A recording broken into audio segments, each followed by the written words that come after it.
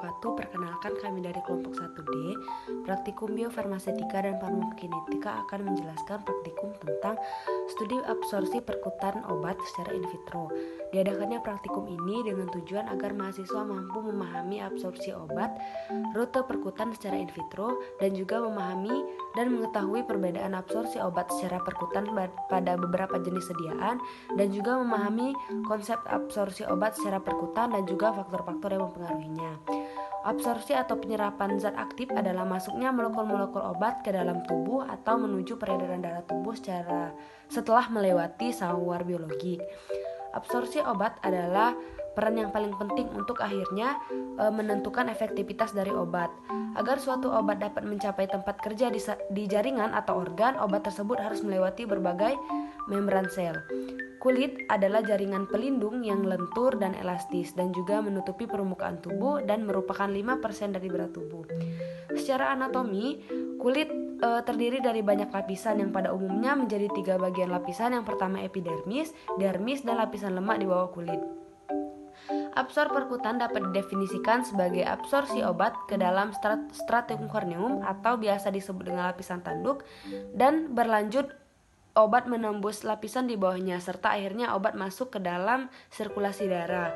Absorpsi obat perkutan dipengaruhi oleh sifat fisikokimiawi dan pembawa serta kondisi kulit pada pemakaian obat secara topikal. Obat berdifusi dalam pembawanya dan kontak langsung dengan permukaan kulit atau stratum corneum dan setum, serta obat selanjutnya menembus epidermis. Adapun alat dan bahan yang digunakan pada praktikum biofarmasetika dan farmakokinetika kali ini, untuk alat terdiri dari French diffusion cell, hot plate magnetic stirrer, spin bar, pH meter, pinset, pisau cukur, cawan Petri, gunting, speed injeksi, selang, stopwatch, spektrofotometer UV vis, dan peralatan gelas. Lalu untuk bahan terdiri dari sediaan asam salisilat 1%, asam salisilat murni, membran, dapur fosfat dengan pH 6,5, larutan NaCl fisiologis, NaOH 0,1 m, FeCl3, dan Aquades. Adapun untuk prosedur pada praktikumnya, untuk pembuatan kurva baku asam salisilat dibuat minimal 5 konsentrasi kurva baku larutan asam salisilat. Lalu dilakukan scanning panjang gelombang optimum pada spektrofotometer UV vis. Lalu dibaca absorbansi masing-masing seri konsentrasi pada panjang gelombang, dan yang terakhir dibuat persamaan regresi linear antara konsentrasi dengan absorbansi. Selanjutnya, untuk preparasi membran tikus.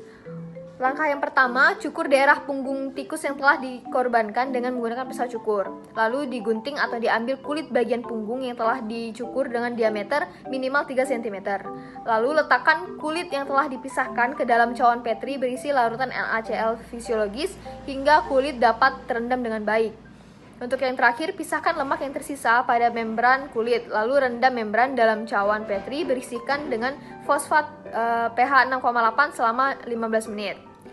Selanjutnya, untuk prosedur percobaan dari difusi. Pertama, persiapkan larutan akseptor Buffet fosfat pH 6,8 lalu dikalibrasi dengan menggunakan alat French diffusion cell. Masukkan larutan akseptor hingga permukaan rata, lalu ukur volume yang dibutuhkan. Yang kedua, masukkan spin bar ke dalam alat. Selanjutnya, keringkan membran dengan kertas saring. Di sini jangan sampai menyentuh membran bagian dalam dengan tangan. Lalu yang keempat, sesuaikan diameter membran yang dipakai dengan permukaan alat di French diffusion cell, digunting jika perlu.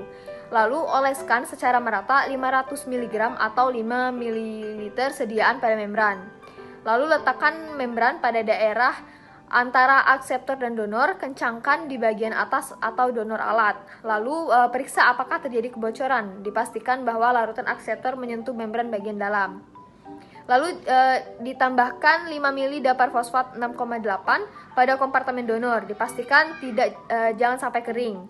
Lalu lakukan sampling sebanyak 2 ml pada menit ke-15, 30, 45, dan 60 serta jam ke-21, 22, 23, dan 24 atau jam ke-72, 73, 74, dan 75.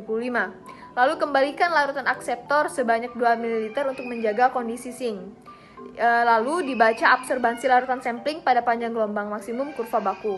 Untuk yang terakhir, hitung kadar pada masing-masing waktu sampling dan dilakukan analisis. Pada praktikum ini dilakukan kalibrasi dan validasi, di mana perbedaan dari kedua ini adalah validasi lebih ke arah kegiatan atau proses, sedangkan kalibrasi lebih ke arah benda mati.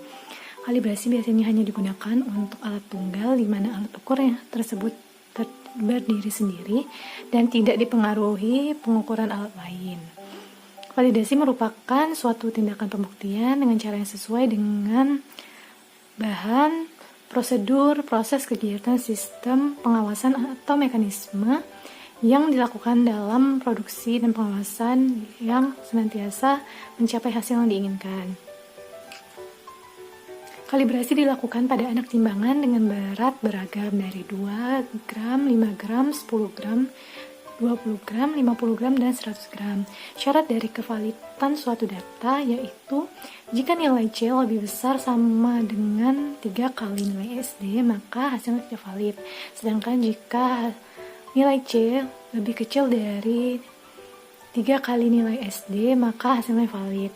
Dari keenam perhitungan kalibrasi, semua data yang didapat tidak valid dengan nilai C yang lebih besar dari 3 kali nilai SD.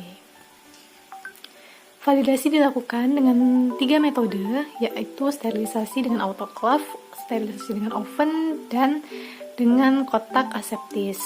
Dihitung jumlah koloni dari setiap alat sebelum dan sesudah disterilisasi menggunakan 2 media agar, yaitu nutrient agar dan nutrient board. Hitung nilai D-value masing-masing alat.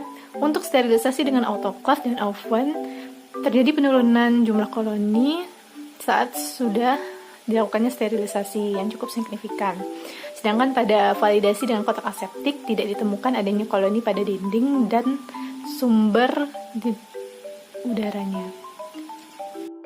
Kesimpulan pada praktikum biofarmasetika farmakokinetik kali ini yaitu yang pertama, absorpsi asam salisilat melalui perkutan dimulai sediaan menembus stratum corneum dan menembus ke jaringan di bawahnya.